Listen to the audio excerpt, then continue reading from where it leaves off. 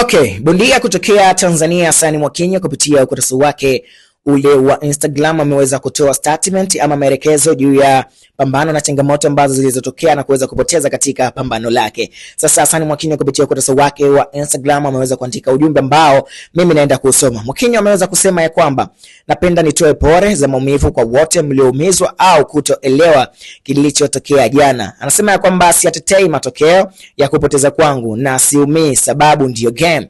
Kinachoniumiza zaidi ni mimi kuwa wiki kiasi cha kushindwa kujitetea, hata namna ya upiganaji wangu haukuwa ule mliouzoea. Ilikuwa ni game tough ambayo niliweka bidii zangu kwenye mazoezi yangu na nguvu sana. Ndio game ambayo nilicheza nikiwa nipo wiki na mwepesi sana. Yote kwa yote ni matokeo tu na hakuna budi kuyapokea. Sasa baada ya kuwa kwa ukimya kwa kipindi kifupi tangu game yake iishe na kupoteza na maneno kuwa mengi sana kwa Watanzania juu ya kupoteza kwake pambano, sasa Hassan Mwakinyo ameweza kujitokeza kupitia ukurasa wake wa Instagram na kuweza kutoa ufafanuzi zaidi ya kwamba ni kweli alifanya mazoezi, lakini pia amekubali kwamba ndio ni miongoni mwa pambano ambalo yeye ameweza kuwa dhaifu na wiki, ila aumizwa na matokeo, ila tu ni performance yake yeye ndio kinachomuumiza. Ameweza kutoa pole kwa wale wote ambao wamepokea matokeo haya kwa maumivu zaidi. Sasa hapa anachoweza kukionyesha Mwakinyo kwa jicho la pili ni kwamba ni kweli amekubali kwamba yeye amepigwa, kwa sababu hizi ni game na asikubali kushinda